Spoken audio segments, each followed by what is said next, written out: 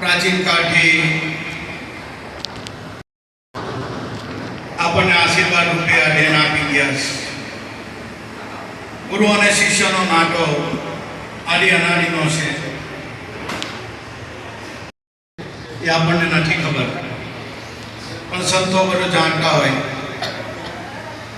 એટલે ઋષિ પરંપરા, ગુરુ પૂનમ, ગુરુ અને શિષ્યનો નાતો શબ્દથી છે, સત્ય નામથી છે. સદગુરુ બાલુરામ સ્વામી ઘણી વાર કહેતા કે ભાઈ અમે નિહાળમાં ભણતા ને ત્યારે ગુરુ પૂનમમાં સ્કૂલમાં હું રજા પહેલાં આપતા, અમારે નિશાળ તેમાં હું રજા આપતા. પણ અત્યારે આપણું ધીરે ધીરે એ થઈ ગયું. સરકારે ત્યારે રજા જાહેર બી કરેલી, પણ અત્યારે ધીરે ધીરે સમય પરિવર્તન થયું એટલે બધું પરિવર્તનમાં આવ્યું. ગુરુ શિષ્ય નાતો આદિ અનાદિનો છે. ભગવાન જ્યારે વેદમ વ્યાસ મહાન જ્ઞાની પુરુષ વ્યાસ મુનિ ભગવાનની કૃપાથી 18 પુરાણ એને લખેલા અને 18 પુરાણમાં એક એક ભગવાન મૂકેલા. ભગવાન ઈશ્વર આત્મા એક જ છે, પણ આ વેદમ વ્યાસ પૂછવાયા કે મેં લખતા તો બધું લખી નાખ્યું, પણ 18 ભગવાન તો એક છે, ઈશ્વર એક છે, આત્મા એક છે, તો આ તો મેં જગતને ઠગવાનો ધંધો કર્યો છે. અને વિચાર ઘટમાં આવ્યો કે હવે મારે શું કરવું? આ તો આખો જગત ભરમાય, કારણ કે નુકરા ઉઠા ગુરુ નહીં કરેલા ઉઠા. પણ ઘટમાં ભગવાનની કૃપાથી નાશ પુરાઈમાં થયું. ચોપડા તો લખ્યા 18 પુરાણમાં, 18 ભગવાન લખ્યા કે હા વાતો મેં જગતને ઠગવાનો ધંધો કર્યો. અફસોસ થયો, ગ્લાનિ થઈ એને. એટલે ચાલો હવે મારે કંઈ નથી કરવું, આ બધા ચોપડાને બાળી મૂકવું. ભલે મેં લખ્યું, પણ હવે કારણ કે આમાં મારા આખા જગત ઠગી જાય ને ઈશ્વર આત્મા ભગવાન એક જ છે અને જગત એટલે બળી મરવા તૈયાર છે. ત્યારે નારાયણ મુનિ આવ્યા કે વ્યાસ આ શું કરો છો? અરે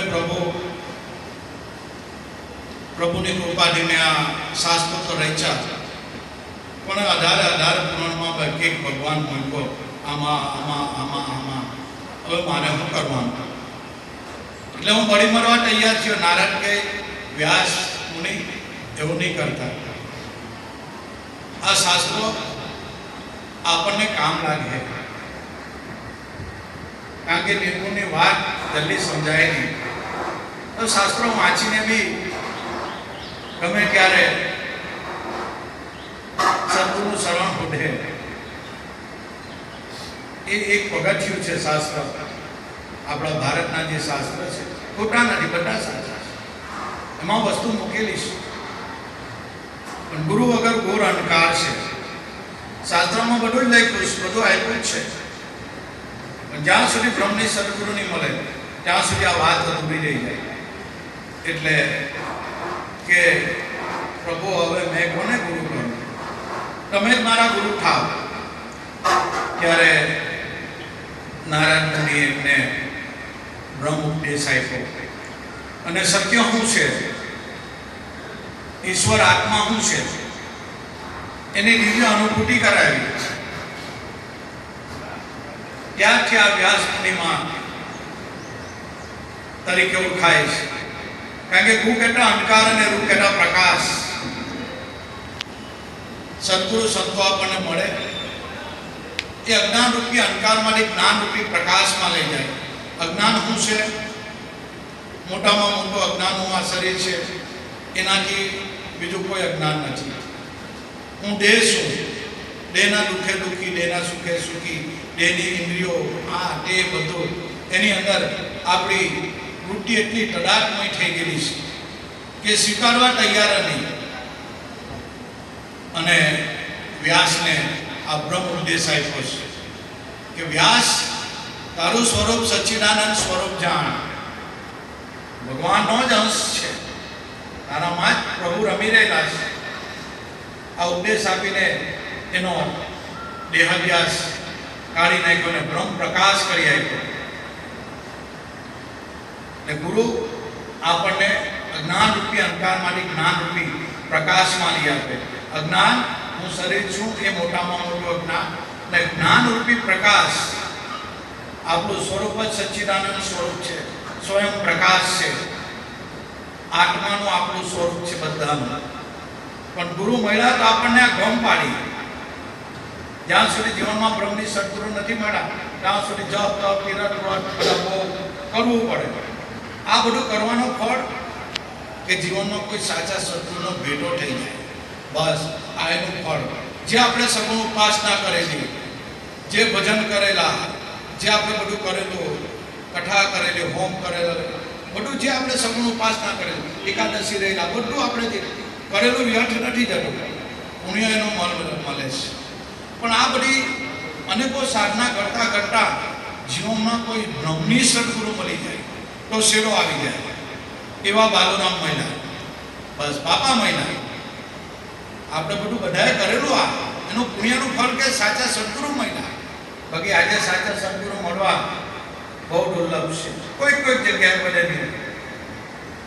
આ ગુરુ પૂનમ પ્રાચીન કાળથી આપણા ઋષિ મુનિઓ, સંતો, મહાપુરુષો આપણને આશીર્વાદ રૂપે આપી ગયા છે. ગુરુ અને શિષ્યનો નાતો એ સત્ય નામ છે. બસ એ શિષ્યને શિષ્ય નહીં રવા દે, કારણ કે હંસા ભમરી જેવી જેની ભાવના કરી પોતાના રૂપ રાજી થાય. દુર્લભ એવા સંતોને ગુરુ શિષ્યને સદગુરુ જ બનાવી દે, અને શિષ્ય નહીં રાખે, એને એની જેવો જ કરે. કારણ કે હંસા ભમરી જેવી જેની ભાવના, એનો તો ભાવ જ એવો હોય કે ક્યારે આ વાતને આ જાણી લે, કૃપા કરવા તૈયાર જ હોય. પણ આપણે કૃપા પાત્ર નથી, એટલે ગુરુ ત્યાં જરાક બ્રેક મારે છે.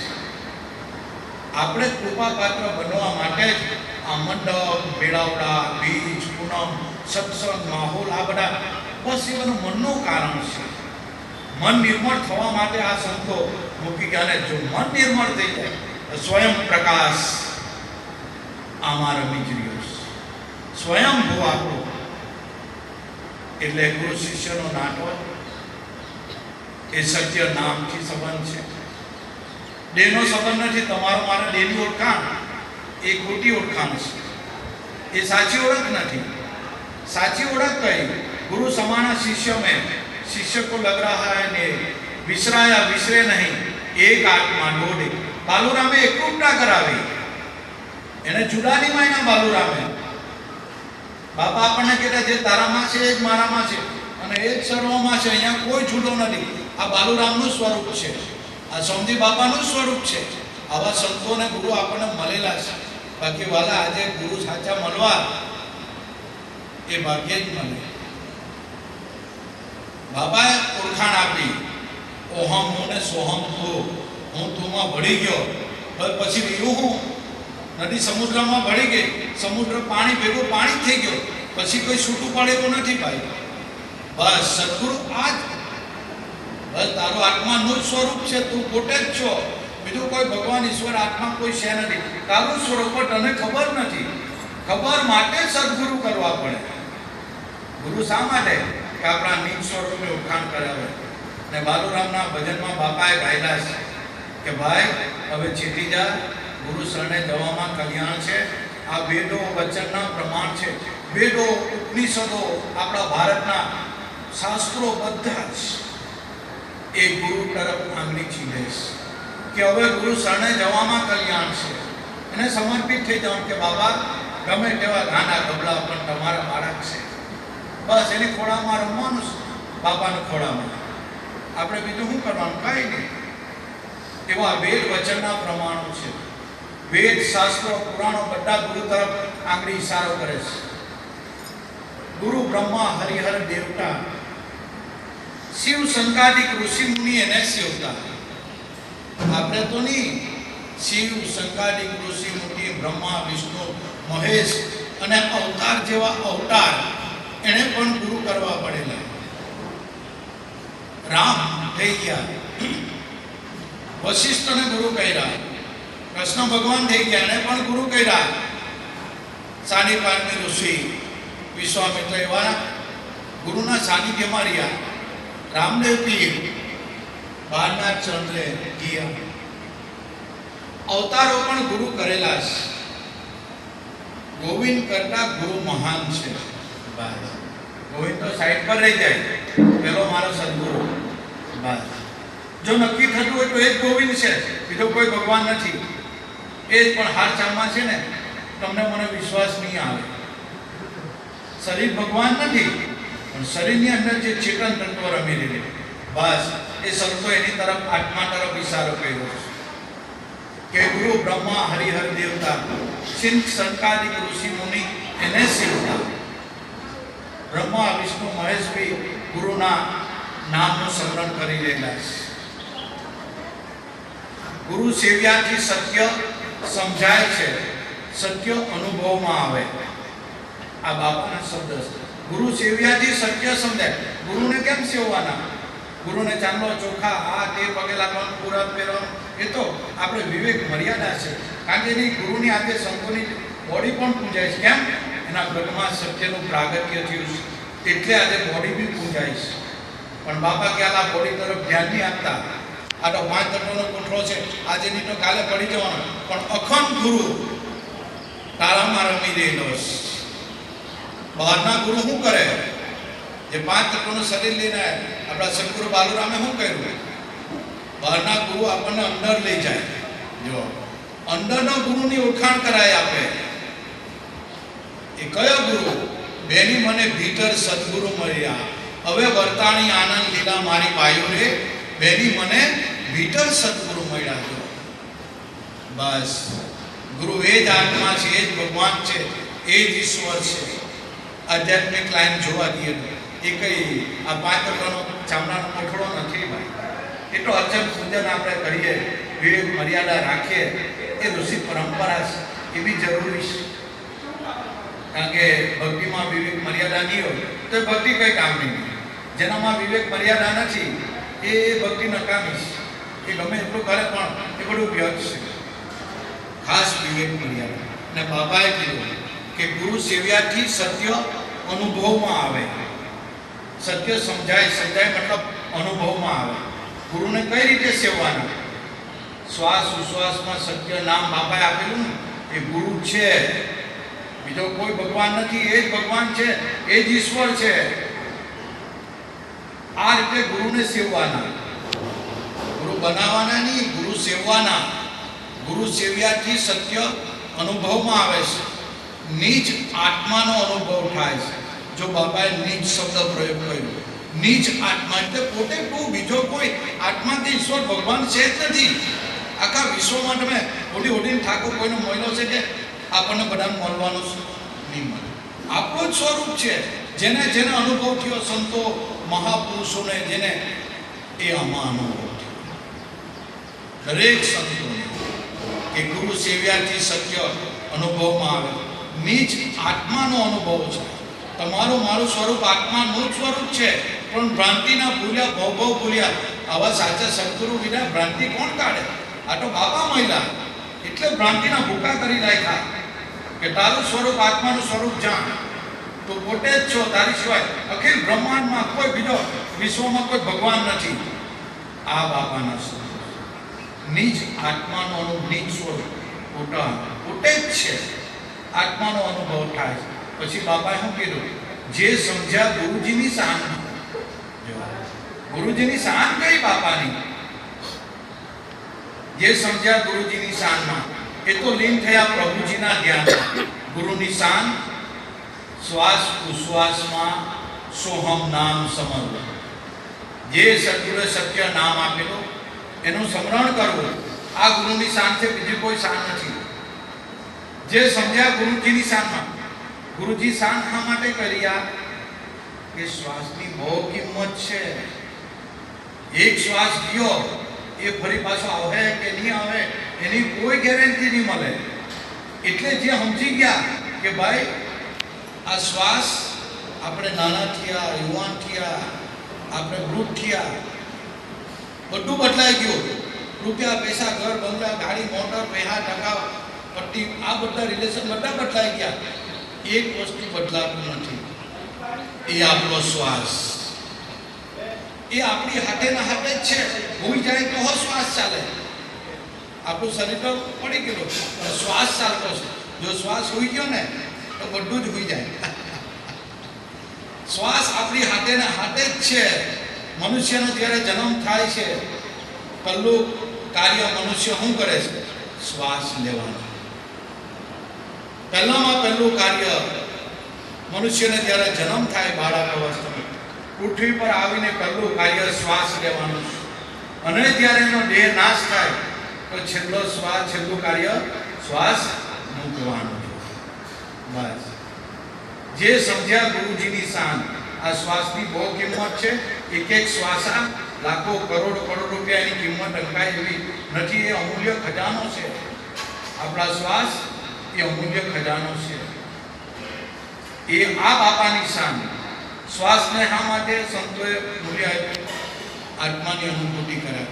આ ગુરુનું જ્ઞાન છે. જો સાચા સદગુરુ મળે તો આ જ્ઞાન આપે. બાકી બીજા તો બધા બહુ છે, એને શું કરવાનું? દાખલા આપે, ઉદાહરણ આપે, પેલું આપે, હસાવે, મુકાવે. કે ગુરુ કોઈ મનોરંજન નથી, સિરિયસ લેવાની વસ્તુ છે. અને છેલ્લે બાપા કહીશ, જે સમજ્યા ગુરુજીની શાનમાં, લીન થયા પ્રભુજીના ત્યાં. ગુરુ જ જ્ઞાન છે, ગુરુ જ આત્મા છે, ગુરુ જ ભગવાન. એને જે કહેવાય બસ જેના ઘટમાં એનું પ્રાગટ્ય થઈ જાય, પ્રગટ જ છે.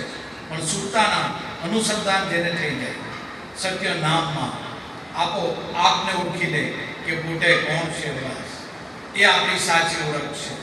અને ગુરુમાં, તમારામાં, મારામાં એક જ ગુરુ તત્વ રમી રહ્યું છે. આમાં કોઈ જુદું નથી. પણ ભ્રાંતિ છે, આપણને સમજ નથી એ ભૂમિકા પર, એ અનુભવ નથી. એટલે આપણને અલગાવ ભાસ થાય છે. કાસ્તી કે આ બેન કે આ પુરુષ કે આ ભાઈ, એવો અલગાવ ભાસ થાય. હકીકતમાં આપણા બધાના પૂતળા આ સોહમ નાદથી ચાલી રહેલા છે.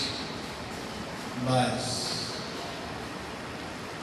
એટલે સંતો મહાપુરુષો આપણને આવા ગુરુ મળેલા છે. આવી સમજણ આપીશ બાપાએ. સદગુરુ બાલુરામ મળ્યા, સદગુરુ સ્વામીજી બાપા મળ્યા. આવા મહાન વિભૂતિઓ આપણને મળેલી છે.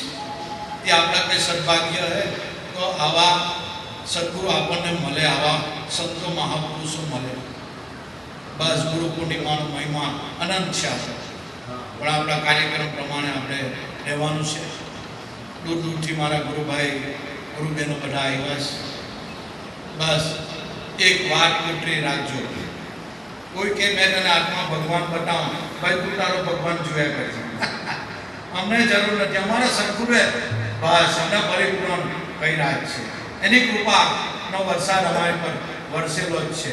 બાપાએ અમને એ વસ્તુ આપી જ છે. તને હાથમાં ભગવાન તું જોયા કરજે ભગવાન. અમારે એવા ભગવાનની જરૂર નથી. અમારો ગુરુ એ જ મારો ભગવાન છે. બસ આપણા માટે. અને એમાં શંકા કુશંકા કરતા નહીં. બાપાએ જે નામ આપેલું છે એમાં દોરા જેટલી શંકા નહીં કરતા. છેલ્લી ઘડીઓ હોય તો નામ યાદ આવી ગયું ને, અરે બેડો પાર થઈ જાય. નામનો મહિમા અગાધ છે, એનું વર્ણન કરતા પાર નહીં આવે. પણ મારા ગુરુભાઈ, ગુરુબહેનો બધા આવ્યા છે. આપણે દર વર્ષે હર્ષ ઉલ્લાસથી ગુરુ પૂજન કરીએ છીએ. બાપાના ગુણાનું વાદન આપણે તો શું કહે, શબ્દ ટીકા કાગજ કરું, કલમ કરું, વંદરાજ, સાત સમુદ્ર કે સાંઈ કરું, ગુરુ ગુણ દીક્ષા લીધા. જેટલી આ મોઢેથી બોલ્યો ઓછું પડે, શબ્દ નહીં મળે આપણી પાસે. એવા ગુરુના આપણે ગુણ ગાઈ શકીએ નહીં. પણ બાપા ગાને ગમલી ભાષામાં બસ અમે તમારા, તમે અમારા જ બાપા. તમારા ચરણોમાં અમને કાયમ બાપા રાખજો. બસ અમારે નહીં જોવે રૂપિયા, પૈસા, બંગલા, ગાડી, મોટર. બાપા અમને કંઈ નહીં જોવે. મહેનત મજૂરી કરીને બાપા અમે ખાઈ દેવું. પણ એ ગુરુ મહારાજને આજે કે બાપા અમારી સુરતાને તમારા સત્ય નામમાં ખેંચી લેજો. તમારા સ્વરૂપમાં બાપા અમને ખેંચી લેજો. એ જ બાપાના ચરણોમાં પ્રાર્થના. બસ ગુરુ મહારાજને સમર્પિત થઈને દરેક કાર્ય કરવાના. આ જ સંતોનો સંદેશો. બાપા હજરા હજુર છે. બાપાની બોડી નથી, પણ ગુરુ તો અમર છે. ગુરુ કોઈ દાડો મરતા નથી, એ બોડીનો નાશ થાય છે. એટલે મારા ગુરુભાઈ ગુરુબહેનો ખૂબ ખૂબ ધન્યવાદ. દદરપીર બાપા ગુરુ મહારાજના ચરણોમાં એ જ પ્રાર્થના કે બાપા અમારા ગુણ અવગુણ નહીં જોતા, અમે તો ગમે તેવા છે તમારા છે બાપા, તમારા ચરણોમાં અમે કાયમ રાખજો. બસ એ જ ગુરુ મહારાજને પ્રાર્થના. બોલો સત્ય ગુરુ દેવ કી જય. જય જય જોધા.